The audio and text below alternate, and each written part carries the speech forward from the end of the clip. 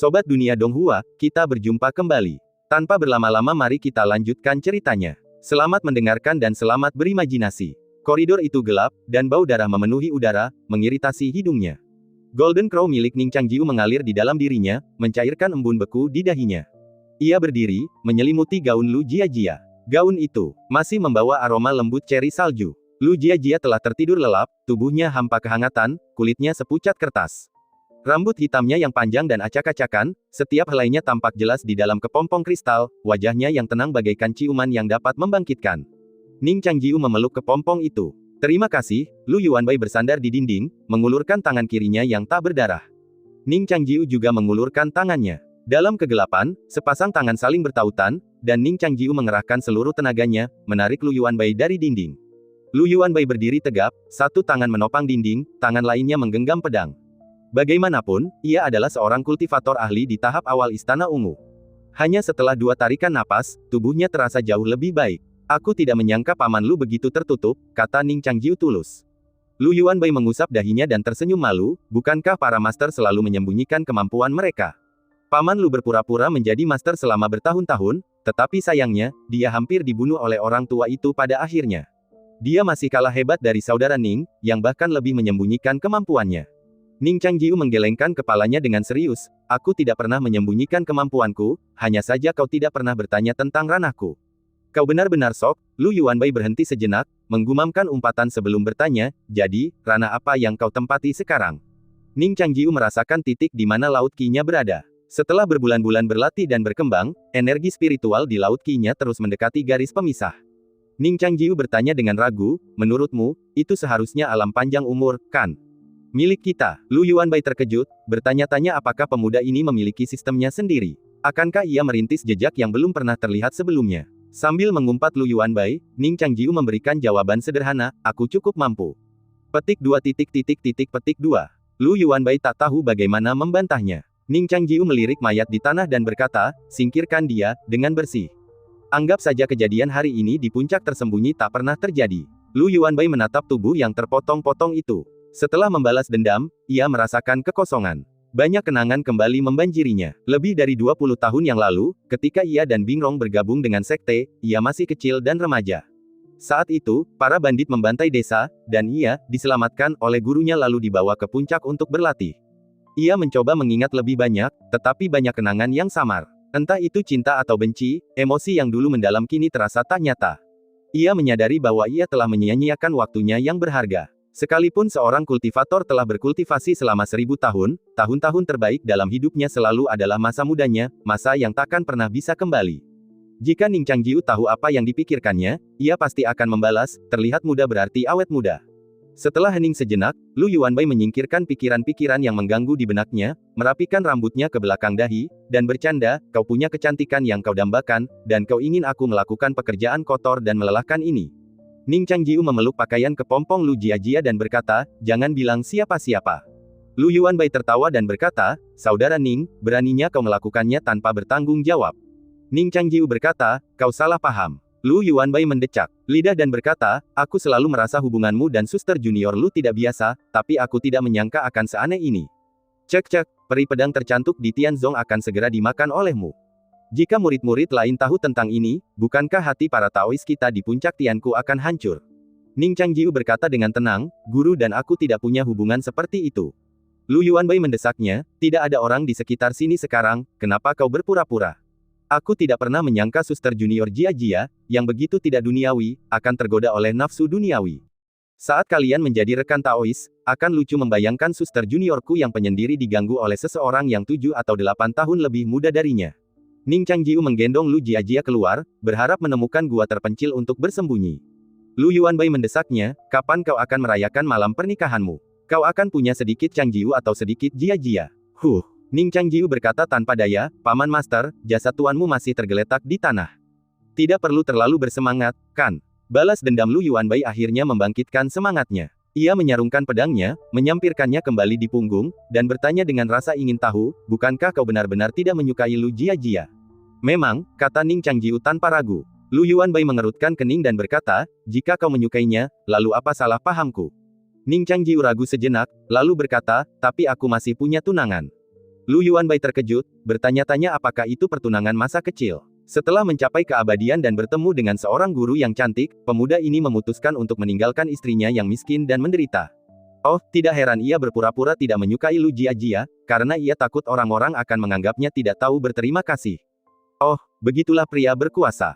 Meskipun Lu Yuanbai mengagumi bakat Ning Changjiu, ia sekarang merasa sedikit jijik dengan karakternya.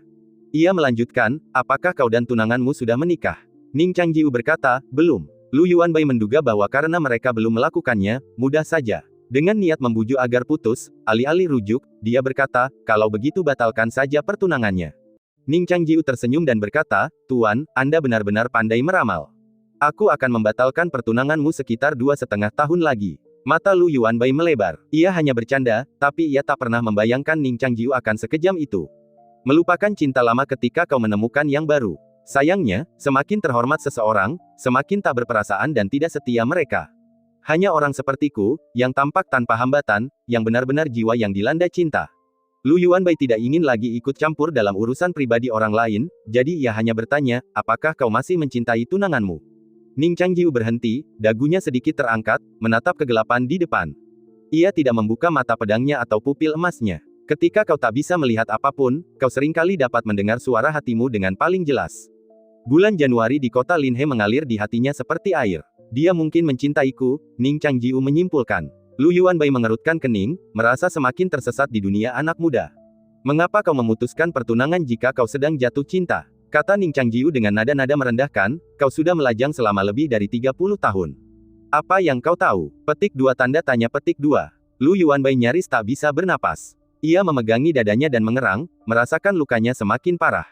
Ia tidak yakin dan memutuskan untuk mengajukan pertanyaan yang bisa menyelamatkan mukanya, siapa yang lebih kau sukai, tunanganmu atau Lu Jiajia? Jika kau tidak menjawab, aku tidak akan membiarkanmu meninggalkan penjara dingin ini. Sambil berkata demikian, Lu Yuanbai menggosok pergelangan tangannya. Ia yakin bahwa dengan wilayah kekuasaannya sendiri, seharusnya tidak menjadi masalah untuk menghentikannya. Ning Changjiu sama sekali tidak keberatan, ia malah mulai memikirkannya dengan serius. Aku suka semuanya, kata Ning Changjiu. Lu Yuanbai tersentak, berpikir, kenapa orang ini bahkan lebih tak tahu malu daripada yang kukira. Bagaimana dengan adik perempuanmu, Ning Xiaoling? Dia masih anak-anak. Ning Changjiu akhirnya menunjukkan sedikit sentimen moral. Tapi Lu Yuanbai mendengar makna tersembunyi, haruskah aku membesarkannya sebelum bertindak? Lalu jika kau menikahi Lu Jiajia, bukankah itu berarti kau meminta guru puncak kami untuk menjadi selirmu? Betapa memalukannya mengatakannya kepada orang lain. Kata Lu Yuanbai. Ning Changjiu berjalan keluar, memegangi pakaian kepompong Lu Jiajia. Kata-katanya tenang namun serius, betapa sepinya berjalan di Dao Agung sendirian. Jalan kultivasi seharusnya memiliki 2 atau 3 pendamping, masing-masing sesama Tao, untuk mempelajari Dao Surgawi bersama.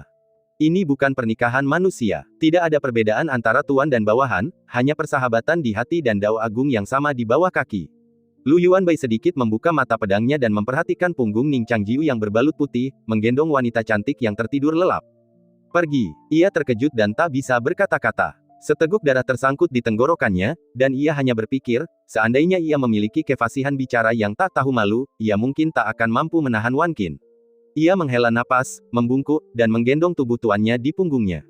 Ia menghunus pedangnya dan menusuk kepalanya seperti semangka, bergumam pada dirinya sendiri, kau sudah berada di puncak selama 3 tahun, dan kau ingin memutuskan pertunangan dengan tunanganmu.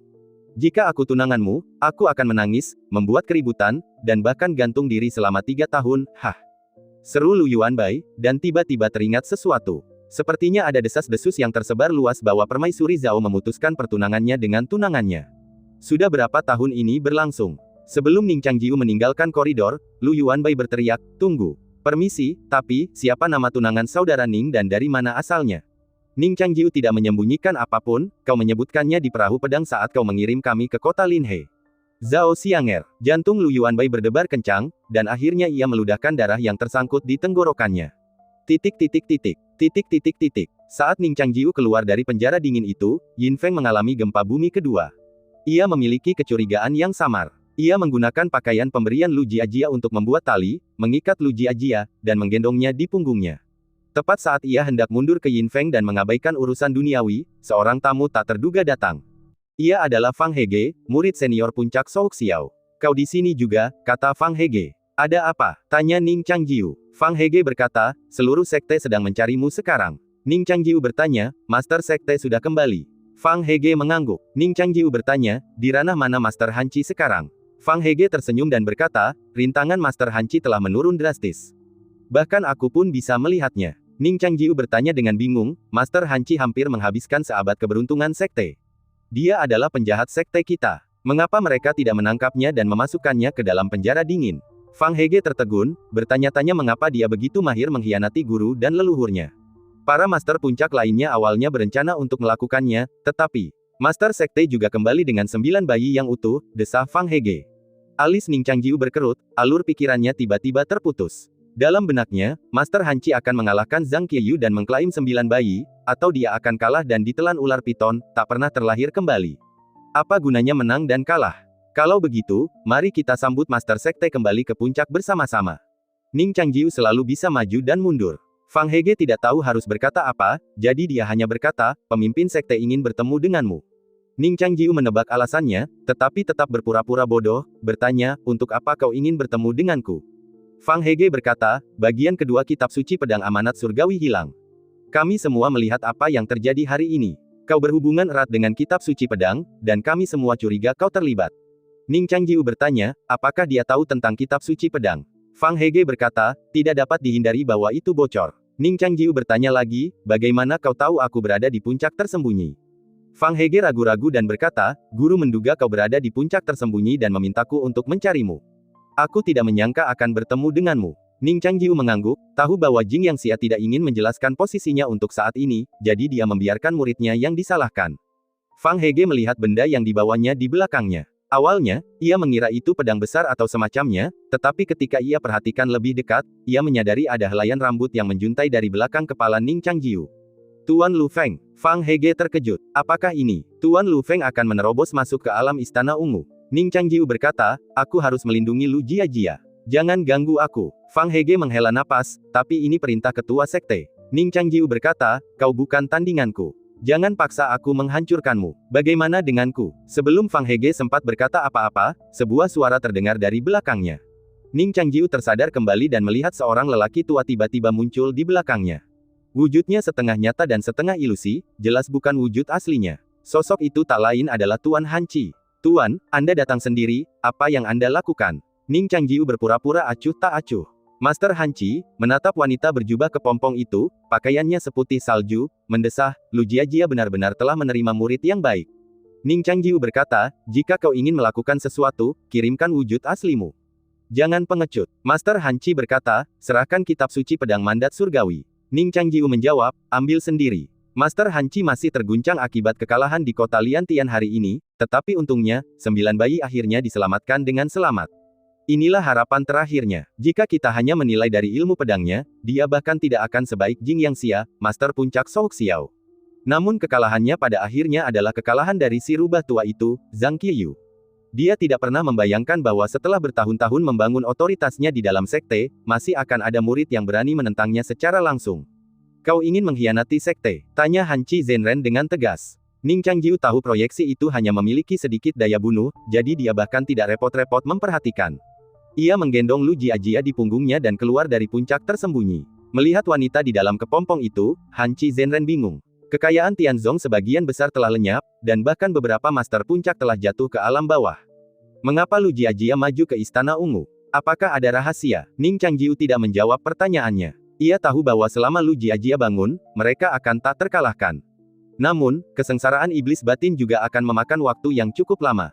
Bahkan ketika Ning Xiaoling sebelumnya telah mengatasi kesengsaraan, itu semua berkat bantuannya, dan juga bantuan gadis kecil yang terperangkap dalam kesengsaraan iblis batiniah, yang secara langsung menggunakan otoritasnya untuk menyederhanakan dan memfokuskan pada poin-poin penting, menyelesaikannya dalam waktu yang dibutuhkan untuk membakar dupa. Ia tahu Lu Jiajia akan mampu melewati kesengsaraan, tetapi ia tidak tahu berapa lama waktu yang dibutuhkan. Ia harus mengulur waktu. Hentikan dia, perintah Hanci Zhenren. Fang Hege terpaksa menghunus pedangnya. Ning Changjiu tak menunjukkan belas kasihan. Saat pedang mereka beradu, hasilnya sudah menentukan. Niat dan energi pedang Ning Changjiu jauh lebih kuat. Lidah api pedang menekan bilah pedang, menghanguskan tangan Fang Hege yang mencengkeram. Pupil matanya mengerut, memaksanya menjatuhkan pedang. Ia mundur, Ning Changjiu merebut pedang lawan dengan pedangnya sendiri, lalu mengayunkannya langsung ke tanah, mematahkannya menjadi dua. Ekspresi Han Qi Zhenren muram. Fang Hege tak berdaya menghentikannya. Tepat saat Ning Changjiu hendak melarikan diri, kata-kata Han Qi Zhenren kembali menjadi batu sandungan. Ning Xiaoling adik perempuanmu, kan? Tanya Han Qi Zhenren. Ekspresi Ning Changjiu tiba-tiba berubah dingin. Di mana dia sekarang? Han Qi Zhenren tersenyum. Seseorang mengawasinya. Dia baik-baik saja. Jangan khawatir. Ning Changjiu menghela napas, bertanya-tanya ada apa dengan sekte ini. Bagaimana mungkin seseorang yang terkait dengan posisi pemimpin sekte adalah iblis atau orang gila? Akan lebih baik jika Lu Jiajia tidak menjadi pemimpin sekte lagi. Ekspresi Ning Changjiu segera menjadi tenang. Ia menggendong Lu Jiajia di punggungnya dan berkata, sama seperti Yan Zhou, kitab suci pedang ada di dalam diriku. Jika kau berani menyakiti adik perempuanku sedikit saja, kau tidak akan pernah mendapatkannya. Han Qi Zhenren menjawab, tidak, kitab suci pedang tidak hanya ada di dalam dirimu. Ia berhenti sejenak, lalu menambahkan, kitab suci pedang juga ada di dalam ingatanmu. Han Qi Zhenren mencoba memberitahunya bahwa karena ia bisa menghapus ingatannya, ia pasti bisa mendapatkannya kembali. Jika alamnya tidak runtuh, ia pasti akan memaksa masuk. Begitu ia berbicara, beberapa jubah pedang menukik dari gua alami di luar puncak tersembunyi, bagaikan anak panah yang bertabur bulu salju. Selama bertahun-tahun, Master Han Qi telah mengumpulkan banyak pengikut di puncak tersembunyi. Ia memberitahu semua orang bahwa ia telah membunuh pemimpin sekte Langit Ungu dan iblis kota Liantian, dan bahwa 9 bayi yang ia tangkap kembali adalah bukti nyata. Ia sendiri telah terluka parah, alamnya runtuh, dan ia perlu memulihkan diri di Gunung Huanpu selama beberapa tahun. Meskipun 9 bayi terluka parah, ia masih merupakan makhluk puncak di 5 jalan di puncaknya. Bagaimana mungkin seorang kultivator alam Istana Ungu biasa dapat menandingi?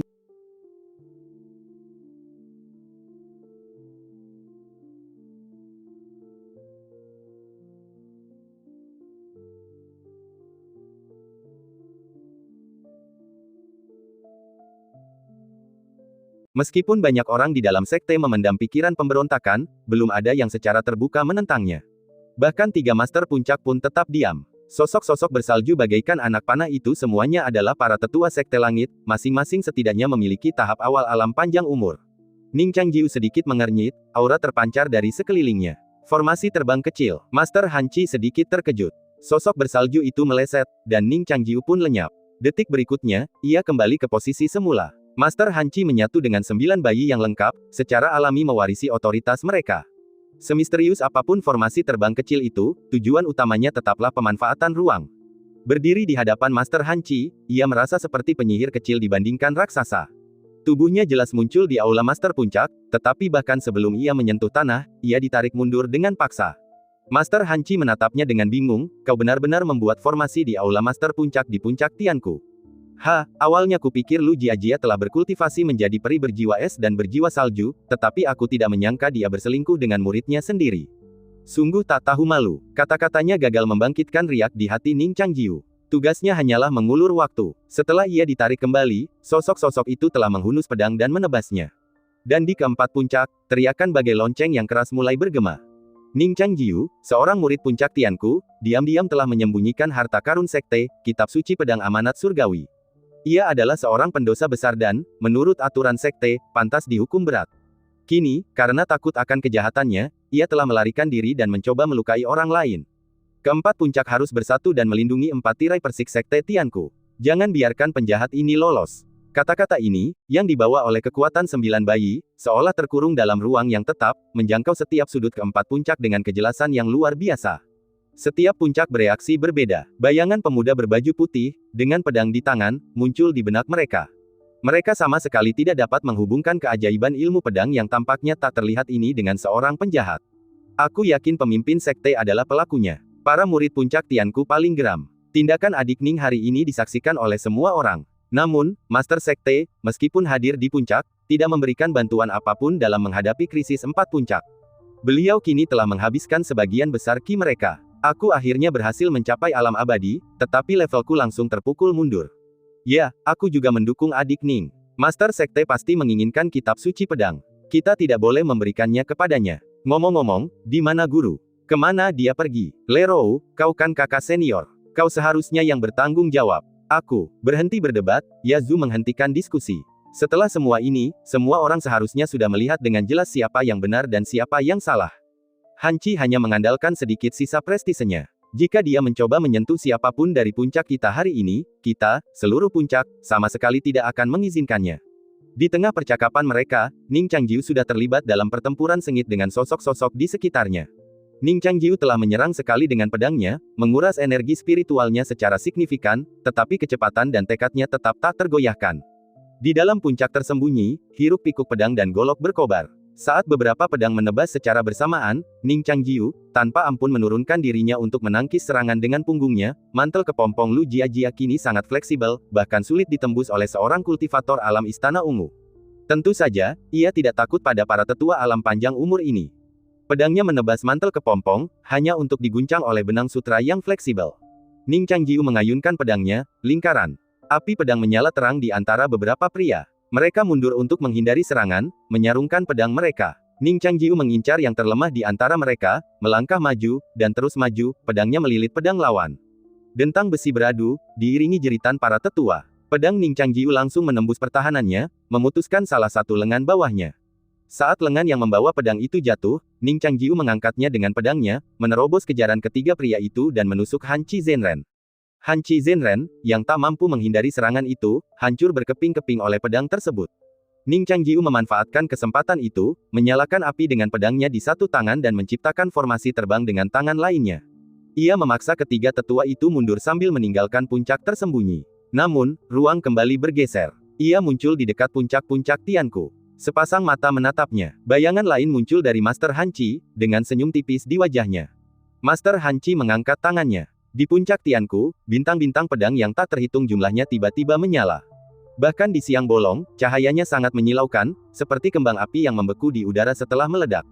Bintang-bintang pedang di puncak Tianku menyatu menjadi satu niat pedang. Niat pedang ini ditinggalkan oleh leluhur. Meskipun berada di puncak Tianku, sebenarnya dikendalikan oleh Aula Master Gunung Huanpu.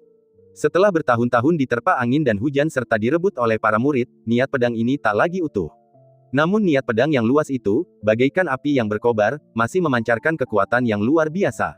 Ning Changjiu merasakan niat pedang ini, pikirannya dipenuhi keinginan untuk melarikan diri. Ia berkata, aku hanyalah murid biasa. Mengapa kau tidak berani menemuiku dalam wujud aslimu? Master Han Chi menjawab, kau tidak layak. Ning Changjiu menjawab dengan dingin, apakah kau khawatir dibunuh oleh para master puncak lainnya? Hati Han Chi tersentuh, dan ia tetap diam. Entah kenapa, sebuah kutukan terngiang di benaknya, kau akan mati karena pengkhianatan. Kalimat ini bagaikan tumor di hati, dan juga seperti racun di tulang.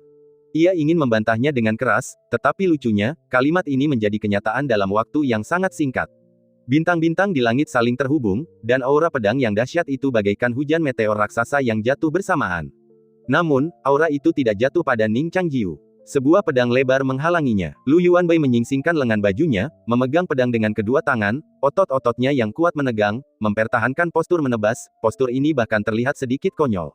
Namun aura pedang peninggalan leluhur itu terpotong menjadi dua oleh pedangnya yang bagaikan kayu tebas.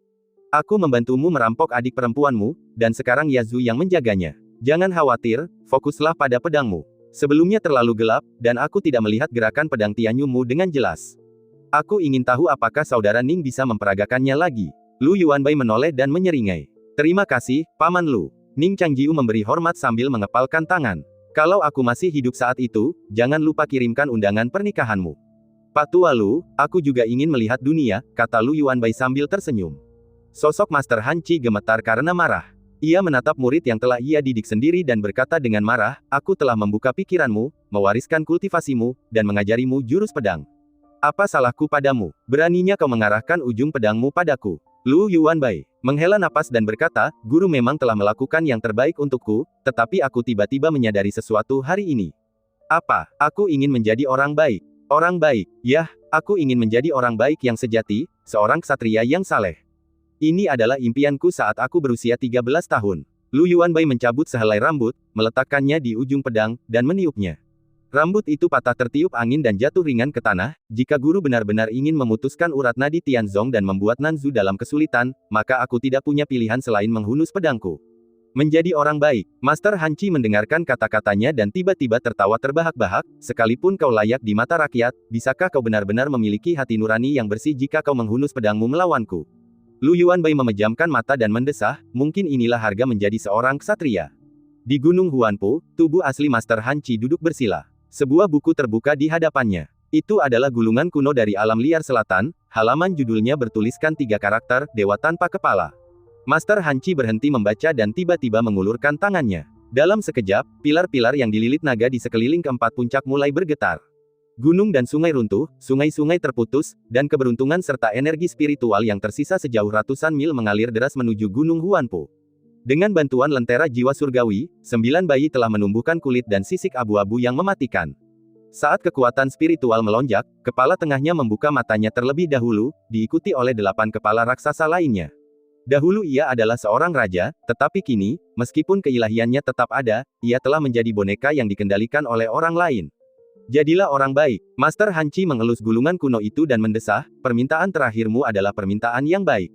Lingkaran yang mengelilingi gunung air terjun sebenarnya bukanlah air terjun, melainkan tirai air yang mengalir deras dari puncak-puncaknya. Tirai keterpencilan ini, yang bahkan lebih tinggi daripada tirai persik, disebut tirai batas. Aula Master Puncak menjulang megah, puncaknya tanpa awan yang menyilaukan dan bunga-bunga keberuntungan, hanya pohon pinus dan cemara yang tak terhitung jumlahnya. Kelihatannya tak lebih dari gunung kuno biasa. Kini, di puncak yang dulu menjulang tinggi, 9 bayi yang mengerikan berdiri. Cabang-cabangnya menancap di bebatuan di dasar puncak, kepalanya yang seperti ular piton di tengah terangkat tinggi, matanya tertuju pada matahari. 8 kepala lainnya, seperti lengan, tertancap di puncak. Di belakangnya, ekor-ekor panjang mengalir menuruni permukaan batu, turun dari puncak ke lereng gunung yang berkabut. Aula Master Sekte terletak dalam pelukan sosok 9 bayi yang besar. Cahaya terpantul di tirai batas, tidak terpantul melainkan mengalir turun seperti air terjun, membentuk air terjun cahaya. Ia menghilang di balik keempat puncak, hanya terlihat ketika formasi gunung dan air diaktifkan. Pada saat ini, formasi gunung agung dan air diaktifkan. Keempat puncak tersebut, bersama dengan Gunung Huanpo, menyerupai rumah runcing, membentuk persegi panjang dengan Gunung Huanpo di puncaknya. Dengan diaktifkannya formasi gunung agung dan air, energi gabungan dari keempat puncak mengalir bagai darah yang berdenyut, memompa ke Aula Master Sekte dengan detak jantung. Buah dan bunga spiritual yang tadinya semarak di setiap puncak perlahan meredup. Melihat keluar, Gunung Huanpo kini menyerupai pilar cahaya yang menjulang tinggi. Apa yang akan kau lakukan? Puncak Souk Xiao berguncang. Jing Yang Xia menghunus pedang Big Xiao, turun dari langit, mencoba menebas formasi gunung agung dan air yang mengalir deras. Kekuatan pedang itu begitu dahsyat sehingga retakan muncul di tanah puluhan kaki di bawah cahaya biru, tetapi fondasi formasi gunung agung dan air terletak lebih dalam, tak tertembus. Para master puncak dari puncak Xuanri dan puncak Huyang juga muncul dengan pedang mereka. Apa yang terjadi? Seru Sue Sungsue kaget. Sue Lin segera mengerti, Hanci telah melanggar formasi gunung dan sungai, mencoba memonopoli sisa keberuntungan dan kekuatan spiritual seluruh Tianzong. Sue Sungsue mengerutkan kening, bagaimana mungkin?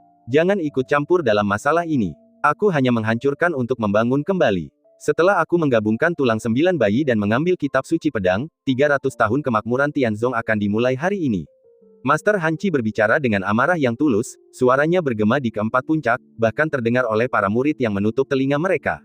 Ketiga master puncak saling berpandangan. Jing Yang Xia memfokuskan suaranya menjadi satu baris, mengorbankan pedang gunung pelindung. Sue Sungsue menggelengkan kepalanya sedikit, Lu Jiajia tidak terlihat di manapun. Sue Lin melirik ke langit dan berkata, sepertinya bencana surgawi sedang mendekat. Master Hanci duduk di Aula Master Sekte, seperti sosok di balik layar, menggerakkan bidak catur. Ia mengamati papan catur Tianzong, 4 puncak utamanya bagaikan kota-kota di sudut papan. Ia tak hanya ingin memenangkan permainan, tetapi juga ingin menguasai seluruh papan catur. Lu Yuanbai, murid puncak Tianku, telah melindungi Ning Changjiu, seorang penjahat Tianzong, dan melanggar perintah gurunya. Kejahatannya tak termaafkan. Ia harus ditangkap bersama Ning Changjiu. Suara guru Hanci bergema lagi. Di puncak Tianku, bayangannya terpotong menjadi 2 oleh pedang Lu Yuanbai. Ning Changjiu menggendong Lu Jiajia di punggungnya, pedangnya penuh dengan luka dan goresan yang tak terhitung jumlahnya. Siapapun yang menangkap mereka berdua, aku akan memberimu pedangku, teknik pedang tertinggi Yujian Tianzong, dan posisi sebagai sesepuh di Aula Guru Sekte. Guru Hanci memberikan tawaran yang sangat menggiurkan. Sungguh suatu kehormatan menghadiahkan pedang itu kepada mereka. Itu praktis akan menjamin mereka mendapatkan penerus Guru Sekte berikutnya. Terlebih lagi, kata-kata itu datang dari Guru Sekte sendiri. Banyak tetua yang berkultivasi di 4 puncak tersembunyi tergoda. Alam kebanyakan orang telah mencapai batasnya saat lahir, dan kultivasi selama puluhan tahun mungkin akan sia-sia. Kata-kata Master Sekte memberi mereka secercah harapan, memberi mereka kesempatan untuk menembus batas alami mereka. Yang terpenting, syarat yang diajukan Master Sekte tampak cukup masuk akal. Sehebat apapun penampilan Ning Changjiu hari ini, ia tetaplah seorang murid dari generasi muda. Dan Lu Yuanbai adalah seseorang yang tak seorang pun pernah dengar namanya. Lu Yuanbai. Seorang wanita pendiam dan anggun di puncak Xuanri tiba-tiba berdiri. Ia menangkupkan satu tangan ke dada, tangan lainnya bertumpu pada pedang di pinggangnya, matanya berkedip-kedip. Kenapa dia? Kau kenal dia? Tanya seorang pria di sampingnya. Wanita itu memejamkan mata dan berdiri diam sejenak, lalu perlahan duduk kembali, menggelengkan kepala, aku lupa. Pria itu menatapnya tajam. Pada saat ini, pengejaran berdarah yang berasal dari puncak Tianku dimulai. Setiap kultivator berbalut pedang menghunus pedang mereka menuju puncak Tianku. Meskipun tidak banyak kultivator di atas alam panjang umur di puncak Tianku, masih ada lebih dari 20 kultivator. Lu Yuanbai tidak meninggalkan puncak-puncak Tianku. Ia yakin bahwa para kultivator alam Changming Tianzong pada dasarnya adalah kerumunan yang beraneka ragam, sangat berbeda dari sikap seorang kultivator ahli seperti dirinya, seorang kultivator alam Istana Ungu. Ia telah terlalu lama menahan diri, dan hari ini, ia akan berdiri di puncak, menghunus pedang, tak gentar dalam pertarungannya melawan kultivator manapun yang berani berdiri di hadapannya. Ini juga akan mengejutkan generasi muda, yang pernah memandang rendah dirinya, dan mereka akan berseru, "Guru, Anda hebat." Khawatir orang lain tidak tahu apa yang telah terjadi, Lu Yuanbai berpikir sejenak, lalu berdeham dan berteriak, "Hari ini, Taois Iblis Hanci sedang mendatangkan malapetaka di Tianzong." Lu Yuanbai, ksatria sejati puncak Tianku, ada di sini untuk mempertahankan puncak sendirian, menolak untuk menyerah sedikit pun. Suaranya menggema di keempat puncak. Namun, banyak murid yang awalnya mengagumi bakat terpendam Guru Lu, merasa malu setelah mendengar ini, bertanya-tanya, "Guru, apakah Anda masih anak-anak, yang teracuni oleh cerita-cerita bela diri?" Lu Yuanbai, apakah itu Paman Lu? Paman Lu yang selalu berkeliaran di lorong tanpa melakukan apa-apa. Ya, Paman Lu itu, Raja Lorong, yang minum dan bertingkah seperti orang bodoh. Dia tidak bisa menahan minuman kerasnya. Dia juga tidak pandai minum. Tapi aku tidak menyangka dia begitu cakap. Ayo kita pergi menemui Paman Lu. Ning Xiaoling mendengarkan percakapan mereka, melirik Yazu dengan cemas, dan berkata, kakak sepertinya sedang tidak sehat sekarang. Yazu menepuk bahunya dan menenangkan, jangan khawatir. Ning Xiaoling tidak tahu bagaimana menjelaskannya, jadi dia berkata dengan serius, memang benar. Kakak sepertinya sangat lelah sekarang. Yazu menghela napas pelan, memeluk gadis di sampingnya, dan berkata dengan nada menenangkan, setelah menghabiskan beberapa hari ini bersama, aku mungkin tidak tahu banyak tentang hal-hal lain, tetapi Ning Changjiu tidak hanya tangguh tetapi juga penuh tipu daya. Kurasa mereka tidak bisa berbuat apa-apa padanya. Ning Xiaoling percaya pada kakaknya, tetapi dia samar-samar bisa merasakan emosinya dan tahu bahwa dia sedang merasa sedikit sedih, yang membuatnya sangat khawatir. Paman Yazu, aku ingin keluar, kata Ning Xiaoling. Untuk apa kau keluar? Tanya Yazu. Aku ingin keluar dan membunuh seseorang, kata Ning Xiaoling serius, sambil mendongak. Ning Changjiu menghadapi penyergapan di lereng bukit puncak Tianku. Di antara batang-batang pohon tanpa bunga sakura, sebilah pedang menusuk punggungnya. Ning Changjiu mengabaikannya, dan pedang itu menusuk ke dalam pakaian kepompong Lu Jiajia, lalu patah. Mata pedang yang patah melesat keluar, berputar dengan kecepatan tinggi, melingkari sisi tubuhnya, dan menebas ke arah pinggangnya. Ning Changjiu berhenti, mengulurkan dua jari untuk mencegat bilah pedang yang berterbangan itu, berbalik dan menyapunya. Pembunuh bayaran itu menangkis dengan pedangnya, tetapi Ning Changjiu langsung mengulurkan tangannya untuk mencubit mata pedang itu, memutarnya menjadi gulungan bunga. Pada saat yang sama, ia menjentikkan jarinya, dan bilah pedang yang berterbangan itu melesat keluar dengan kecepatan tinggi dan menancapkannya di tenggorokan. Saat seorang pembunuh bayaran tewas, bunga sakura yang berguguran di tanah tiba-tiba meledak. Pria lain, yang telah lama mengintai, bangkit, seolah-olah dari peti mati, dan menyerang Ning Changjiu. Ning Changjiu menyadari hal ini dan, saat ia bangkit, meraih pedangnya yang bengkok dan menerjangnya. Pedang itu menembus dada Ning Changjiu tanpa hambatan, menjepitnya kembali ke kelopak bunga yang berguguran. Dari kejauhan, seorang individu lain yang menakutkan, menghunus pedang terbang, menyerangnya. Ning Changjiu, yang kini putus asa untuk melarikan diri, perlu menunjukkan otoritasnya, jadi ia tidak memberi orang lain kesempatan untuk menyelamatkan nyawanya. Setelah menepis pedang itu dengan satu serangan, ia memasukkan jiwanya ke dalamnya, menghapus jejak spiritual yang telah ia pupuk di dalamnya, menjadikannya miliknya sendiri. Ning Changjiu menekankan tangannya ke dahinya, dan pedang itu, setelah melayang di udara, kembali, berlumuran darah. Setelah langsung membunuh 3 orang, para kultivator yang tadinya bersemangat itu menjadi tenang dan menahan diri untuk tidak menyerang lagi. Ning Changjiu, kau berani sekali. Beraninya kau membantai seorang tetua Tianzong. Teriak seseorang. Jika kau tidak menyerah, aku akan mencabik-cabikmu hari ini. Ning Changjiu berhenti melarikan diri menuruni gunung. Sambil menggendong Lu Jiajia di punggungnya, ia berbalik dan menatap orang-orang itu, berkata, apakah kalian ingin mati juga? Beberapa pedang terbang menjuntai di lereng puncak Tianku, dengan sosok-sosok bertengger di atasnya, bagaikan perahu-perahu kecil di udara. Mereka awalnya mengira Ning Changjiu akan melarikan diri menuruni gunung, sehingga mereka bisa membentuk formasi di area terbuka dan mengepung serta membunuhnya. Namun, saat mereka menatap dengan kaget, Ning Changjiu, dengan pedang di tangan, berbalik dan menghampiri mereka. Ada lebih dari selusin dari mereka, masing-masing adalah kultivator di alam panjang umur. Beraninya pemuda ini, Ning Changjiu berhenti bicara. Setelah berlari singkat dengan panik, ia mendorong kakinya dan melayang ke udara, pedangnya menciptakan jejak bayangan. Ia bagaikan hantu yang membawa peti mati, niat membunuh dan energi pedang yang terpancar darinya sulit dipahami, bagaikan gumpalan api dunia bawah. Saat sosoknya melesat di udara, beberapa tetua, yang mengerti, menghunus pedang mereka dan langsung membentuk formasi di udara. Bersama-sama, mereka turun ke posisi Ning Changjiu, membawa serta beragam teknik pedang. Formasi pedang ini, yang disebut 100 tahanan, meskipun disusun dengan tergesa-gesa, jauh dari biasa, sebaliknya, formasi pedang ini memiliki peringkat yang tinggi. Selama ekspedisi perburuan iblis Tianzong ke dunia fana, formasi pedang ini terbukti paling cepat dan efektif, membantai iblis yang tak terhitung jumlahnya. Saat formasi pedang itu hendak mencapai Ning Changjiu, hampir semua orang tanpa sadar menahan napas. Namun, apa yang terjadi selanjutnya mengejutkan mereka. Saat mencapai Ning Changjiu, formasi pedang itu seolah menyentuh sesosok hantu, melewatinya tanpa setetes darah pun. Pertukaran realitas dan ilusi sesaat pun terjadi. Ning Changjiu, dengan jubah kepompong di punggungnya, bertengger di atas pedang di bawah kaki seseorang. Pedang yang tergantung itu jatuh dengan cepat, dan tubuh sesepuh yang tak berbobot itu membuatnya panik. Untuk sesaat, ia kehilangan ingatan tentang cara mengendalikan pedang. Ning Changjiu hanya meraih pergelangan tangannya, memutuskan nyawanya dengan gerakan bunuh diri. Formasi itu runtuh tanpa perlawanan. Ning Changjiu mendorong keras dengan kakinya, dan pedang terbang itu, bersama mayatnya, jatuh ke dasar puncak. Cahaya keemasan berkilat di pupil matanya. Ning Changjiu, masih ada ruang untuk kembali, jangan membuat kesalahan besar. Sebuah pedang datang ke arahnya seperti air terjun. Ning Changjiu mengulurkan tangannya, memutar telapak tangannya dari dalam keluar, menarik lengannya keluar, dan merobek air terjun pedang itu berkeping-keping. Ning Changjiu melancarkan pukulan, tetapi mengenai dada lawan.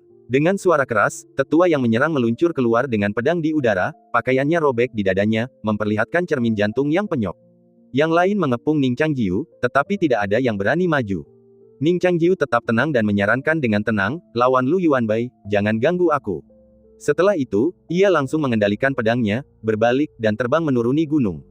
Ketika beberapa tetua masih ragu untuk mengejar, seseorang tiba-tiba berkata bahwa Lu Yuanbai di puncak-puncak Tianku tampaknya hanya melukai orang tetapi tidak membunuh mereka. Semua orang saling memandang. Sementara itu, Lu Yuanbai, yang kini menghunus pedangnya dengan penuh semangat di puncak, tidak tahu apa yang akan dihadapinya. Tak lama kemudian, diganggu oleh para tetua yang bagaikan lebah yang menyebalkan, ia akan meninggalkan pedangnya dan melarikan diri sambil mengumpat.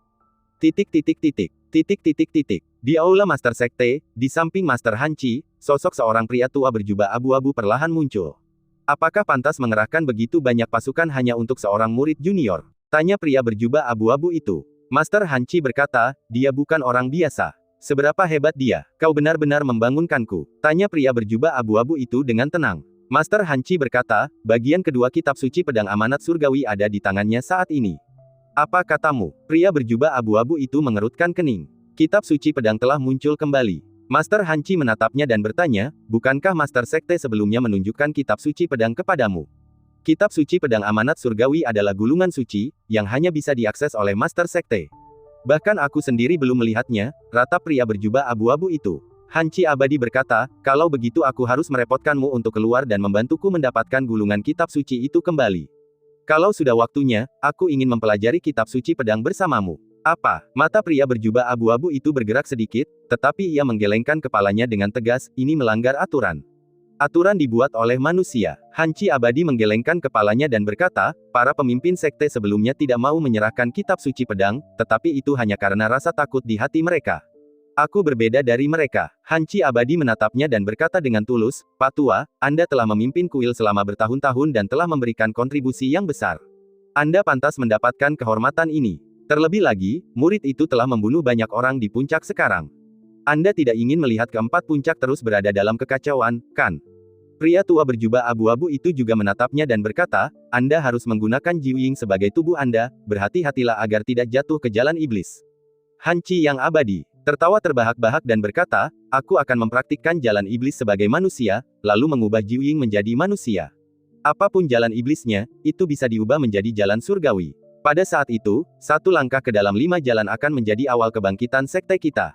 Pria tua berjubah abu-abu itu menatapnya dan tidak berkata apa-apa.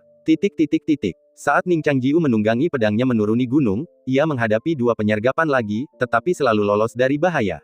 Kesehatannya sedang buruk. Semua ini bermula dari satu tebasan pedang di penjara dingin itu, tempat ia menggabungkan roh kitab suci pedang dan mengerahkan seluruh kekuatannya. Kitab suci pedang amanat surgawi entah membunuh atau menderita serangan balik yang dahsyat. Serangan balik itu, bagaikan ribuan semut yang merayapi tubuhnya, menyiksanya terus-menerus, dan tebasan pedangnya yang sebelumnya tegas hanya memperparah luka dalamnya. Lu Jiajia, apa yang kau lakukan? Kenapa butuh waktu lama untuk menembus kesengsaraan iblis batiniah? Ning Xiaoling bahkan lebih hebat darimu. Ning Changjiu sedikit marah, berpikir dalam hati, aku melatih tubuhmu setiap hari dan membantumu mengasah hati Daomu, tapi kenapa kau masih begitu mengecewakan? Awan gelap berkumpul di langit, pertanda bahwa kesengsaraan guntur akan segera datang. Lu Jiajia kembali ke masa kecilnya. Ia berjalan sendirian di sepanjang jalan panjang, tempat orang-orang datang dan pergi, semuanya wajah-wajah yang tak dikenalnya. Mengandalkan rute yang tersebar yang diingatnya, ia sampai di tengah jalan tua. Ada sebuah pintu dengan serat kayu yang rapat, dipaku dengan paku tembaga. Seorang gadis kecil berlari keluar. Lu Jiajia dan gadis itu saling berpandangan. Gadis kecil itu mungil, pakaiannya menguning karena usia. Wajahnya tirus karena kerapuhannya, tetapi pipinya pucat, mungkin bahkan lebih halus jika dicuci. Lu Jiajia memperhatikannya saat ia dengan hati-hati melewatinya, tak berani bernapas, seolah-olah upaya sekecil apapun adalah sebuah penghujatan. Setelah ia berjalan cukup jauh, Lu Jiajia berjalan ke sumur dan melihat ke bawah. Ia melihat bahwa ia kini berusia sekitar 5 atau 6 tahun, mengenakan gaun putih, sanggul yang anggun, dan pedang kayu hias di pinggangnya, memberinya aura seorang pendekar pedang muda.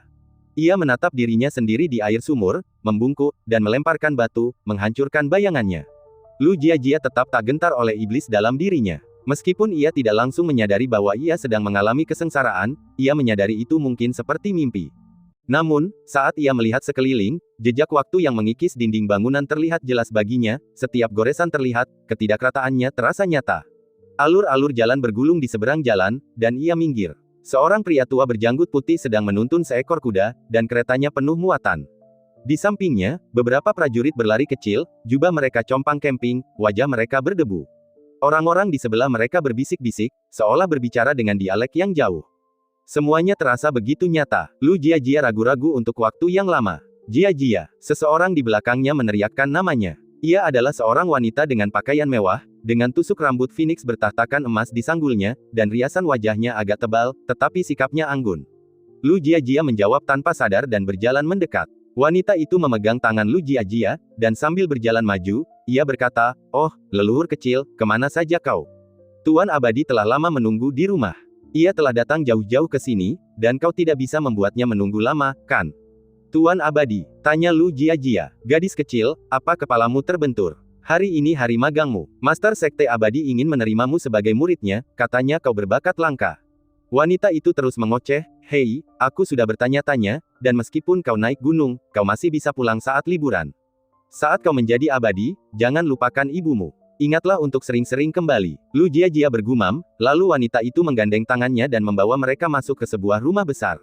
Rumah besar itu ramai dengan aktivitas hari ini, orang-orang datang dan pergi, dihiasi lampu dan dekorasi warna-warni. Di aula, mangkuk emas dan sumpit perak tertata rapi, wajah-wajah cantik dan tangan-tangan indah terbalik, dan orang-orang mengobrol dan tertawa. Ketika mereka melihat Lu Jiajia datang, mereka semua mengerumuninya, mengelilinginya seperti bintang mengelilingi bulan, menanyakan kabarnya. Wanita itu tersenyum dan membantunya mendorong mereka. Lu Jiajia mengabaikan mereka. Seolah merasakan sesuatu, ia berjinjit, mencoba menembus kerumunan ke arah tertentu. Melihat hal ini, wanita itu segera menerobos kerumunan dan membawa gadis kecil itu untuk memberi penghormatan kepada sang guru abadi. Sang guru abadi sedang duduk di kursi yang seharusnya sudah dibuang. Pengrajin yang membuat kursi ini jelas telah melakukan kesalahan. Kursi itu bengkak dan vulgar. Jika tidak terbuat dari bahan berkualitas tinggi, kursi itu pasti sudah hancur dan dibakar seperti kayu bakar sejak lama. Namun, ketika sang guru abadi berpakaian putih duduk di kursi itu diberkahi dengan kekuatan magis khusus. Ia tampak seperti rusa ramping dan lincah, berbaring dengan patuh di bawah sang guru abadi. Sang guru abadi berdiri dan perlahan berbalik. Lu Jiajia menahan napas, lalu ia sedikit kecewa, sang guru abadi ini ternyata mengenakan topeng putih. Kelihatannya kurang bagus. Jika ia terlahir cantik, mengapa ia memakai topeng seperti itu? Ini untuk menghindari dunia, sang guru abadi menjelaskan. Suaranya terdengar muda dan tenang, tetapi memberikan kesan canggih. Sebuah jawaban yang familiar. Jia, cepat panggil guru, kata wanita itu. Aku tidak akan memanggilnya begitu. Dia bukan guruku. Lu Jia tidak tahu mengapa. Ia selalu merasa ada yang tidak beres dengan orang itu. Ia bahkan merasa sedikit merinding, seolah-olah jika ia melepas topengnya, ia akan melihat wajah seperti rubah. Lu Jia mengatakan ini dengan kesal, lalu berbalik dan berlari. Butuh waktu lama bagi wanita itu untuk menangkapnya kembali. Pada akhirnya, Lu Jia dan ia menjadi guru dan murid nominal, tetapi Lu Jia merasakan penolakan di hatinya dan tidak pernah memanggilnya guru. Sekte mereka adalah gunung peri yang jauh dari dunia. Begitu ia kembali ke sekte, guru peri berpakaian putih itu melepas topengnya. Wajahnya tampak muda dan lembut. Garis-garis di pipinya seperti yang diukir oleh pisau dan kapak, dengan keteguhan yang khas pria, tetapi matanya lembut, dengan sedikit senyum tenang. Lu Jia menatap wajah ini dan pakaian putih yang sunyi, dan rasa keintiman muncul di hatinya. Tetapi setiap kali ia ingin berbicara, ia merasa sangat menolak. Singkatnya, ia enggan berlutut atau memanggilnya guru. Gadis kecil berusia 5 atau 6 tahun itu datang ke sekte dan menjadi murid terakhirnya. Meskipun gurunya masih muda, ia tidak memiliki kesombongan seorang pemuda. Ia berpengetahuan luas dan lembut, serta memperlakukannya dengan sangat baik, seolah-olah ia adalah putrinya sendiri. Dalam sekejap mata, beberapa musim semi dan musim gugur berlalu. Lu Jia tumbuh dewasa hari demi hari, dan rambutnya pun semakin panjang. Rambutnya perlahan tumbuh dari bahu hingga pinggang, lalu melewati pinggang dan merambat ke pergelangan kakinya, seperti cabang-cabang pohon willow yang menjuntai di musim semi. Akhirnya, pada suatu musim dingin, ia menggunakan pedang untuk memotong rambutnya menjadi 2. Usianya saat itu sudah 18 tahun. Ilmu pedangnya sangat tinggi, dan ia hanya memiliki sedikit saingan di sekte, tetapi gurunya semakin sedikit yang dapat mengajarinya. Mereka berdua sesekali berkomunikasi, entah membicarakan hal-hal sepele di sekte atau hal-hal menarik di masa lalu, dan ia selalu tersenyum saat mendengarkan.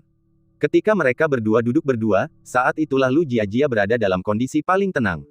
Bertahun-tahun telah berlalu, tetapi wajah sang guru sama sekali tidak berubah. Ia masih suka mengenakan pakaian putih, dan raut wajahnya masih lembut, bak remaja abadi. Lu Jia pernah berpikir pakaian putihnya terlalu polos, jadi ia diam-diam membuka lemari pakaiannya dan menemukan bahwa puluhan pakaian yang tergantung di lemari semuanya berwarna putih. Waktu berlalu begitu cepat, dan dalam sekejap mata, beberapa tahun telah berlalu. Tahun ini, Lu Jia berusia 24 tahun, dan ia telah lama meninggalkan sifat kekanak-kanakannya. Ia memiliki sosok yang anggun, tubuh langsing dan anggun, fitur wajah yang elegan, gaun putih, dan pedang. Ia begitu cantik sehingga ia tampak seperti peri yang jatuh ke bumi, anggun dan elegan, jauh dari dunia ini. Ia adalah peri yang paling dihormati di seluruh sekte. Namun, entah mengapa, kultivasinya yang berjalan lancar tiba-tiba menemui hambatan.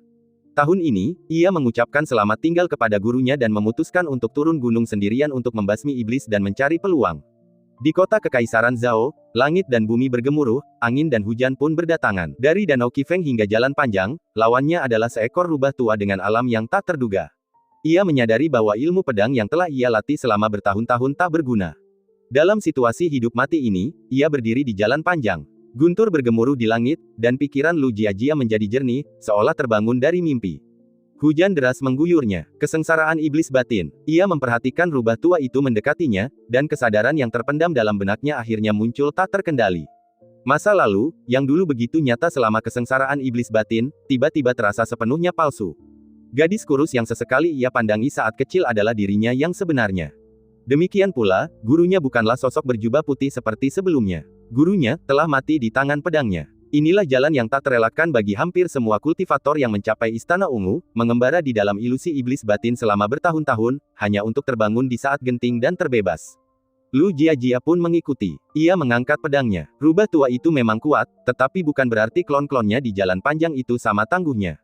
Dulu ia memang bukan tandingannya, tetapi kini ia menjadi orang yang berbeda. Ia tak kenal takut, dan hari ini, tak seorang pun berjubah biru di Jalan Panjang itu bisa menghunus pedangnya. Yang ia miliki hanyalah keberanian dan keyakinan yang tak terkira. Di Jalan Panjang itu, di tengah hujan deras, setiap tetes hujan diterangi oleh cahaya pedang yang berkilauan. Suara tetesan air hujan yang jatuh ke tanah bergema sesekali. Sosok rubah tua yang dulu menjulang tinggi itu lenyap dalam energi pedang yang memenuhi jalan. Namun Lu Jia merasa itu belum cukup. Ia memejamkan mata, kesadarannya terhubung ke jalanan, kota kekaisaran, seluruh negara bagian Zhao, hingga ke tepi hujan deras. Setiap tetes hujan bagaikan pedang. Awan gelap berkumpul di sekitar mereka. Rubah tua itu tewas dalam hujan deras yang mengancam akan memusnahkan langit dan bumi. Sebelum ajalnya, ia tersenyum kepada Lu Jiajia. Setelah semuanya tenang, Lu Jiajia menyadari bahwa malapetaka iblis batinnya tetap tak tergoyahkan. Ini jelas iblis batinku. Lu Jiajia mengenang hidupnya. Kultivasinya berjalan mulus, hingga ia menemui kemunduran terbesarnya di kota kekaisaran ini. Kemunduran ini hampir merenggut nyawanya dan, untuk sementara waktu, membayangi hati Taoisnya. Ia tak mengerti mengapa ia belum terbebas dari kesengsaraan, setelah jelas-jelas memutuskan hubungan dengan masa lalu. Tanpa sadar, ia telah kembali ke sekte. Ia pergi menemui gurunya. Hujan deras mereda, dan semuanya menjadi tenang dan damai. Kini setelah ia menembus penghalang kesengsaraan iblis batin, ia tahu segalanya. Pria berbaju putih ini bukanlah gurunya, melainkan muridnya, Ning Changjiu. Lu Jiajia menatapnya dengan perasaan campur aduk, bingung dengan ilusi yang ditimbulkan oleh kesengsaraan iblis batin. Kau sudah kembali, Ning Changjiu berkata perlahan. Ya, kata Lu Jiajia. Aku senang kau baik-baik saja. Ning Changjiu membuka matanya dan tersenyum. Ini pengalaman latihan pertamamu. Aku sudah lama khawatir. Lu Jiajia merasa pemandangan di hadapannya aneh. Meskipun ia tahu itu mimpi, ia masih sulit menerimanya. Terima kasih, katanya lembut. Ning Changjiu tersenyum, matanya tampak lelah. Mulai hari ini, posisi pemimpin sekte akan diserahkan kepadamu, ya. Lu Jiajia tetap diam, menatap pemuda di hadapannya, kenangan-kenangan kembali membanjiri. Dari pertemuan pertama mereka, akhir kota kekaisaran, hingga kenangan dan malam-malam tak terlupakan di puncak Tianku. Baru 6 bulan, dan mereka sudah mengalami begitu banyak hal. Pada malam-malam itu, Ning Changjiu melatih tubuhnya, menjawab pertanyaan-pertanyaannya tentang jalur kultivasi, memperlakukannya seperti seorang murid. Dan hari itu, ia dengan santai berkata, "Mengapa kau tidak menjadikanku gurumu?" Itu tadinya cuma candaan, tapi entah kenapa masih terngiang-ngiang di benaknya, hingga hari itu, ketika sosok Ning Changjiu menyatu dengan pria berjubah biru di jalan panjang itu, dan akhirnya meletus sepenuhnya. Apakah ini iblis dalam dirinya? Mengapa begitu gigih, begitu menyebalkan? Lu Jiajia mengepalkan tangannya, bulu matanya yang panjang dan lentik jatuh lembut di atasnya, cahaya di mata sebiru air musim gugurnya berkilauan dan kesepian. Ada apa? Apa kau tidak mau? Ning Changjiu tersenyum tipis, atau, kau tidak pernah menganggapku tuan? Suaranya juga begitu kesepian. Lu Jiajia menatapnya, menyaksikan mimpi nyata ini. Terdengar samar-samar suara guntur di telinganya. Bencana guntur surgawi akan segera datang. Ning Changjiu menunggu lama, tetapi tidak ada jawaban. Ia berjalan keluar. Pakaian putihnya seperti awan, awan yang takkan pernah kembali setelah melayang pergi. Tunggu, Lu Jiajia tiba-tiba berbicara. Awan itu berhenti di pintu, di persimpangan cahaya dan kegelapan. Ini hanya mimpi, tak seorang pun akan tahu, pikir Lu Jiajia. Ia tiba-tiba mengangkat bagian depan roknya dan perlahan berlutut di tanah. Sosoknya yang anggun jatuh, kepalanya yang halus tertunduk, dahinya yang halus bak batu giok menyentuh permukaan batu bata yang dingin, dan rambutnya yang panjang tergerai bak air terjun di malam hari. Murid memberi salam kepada guru. Suaranya dingin dan penuh hormat. Dan cerita pun berakhir, nantikan cerita selanjutnya. Terima kasih telah mendengarkan.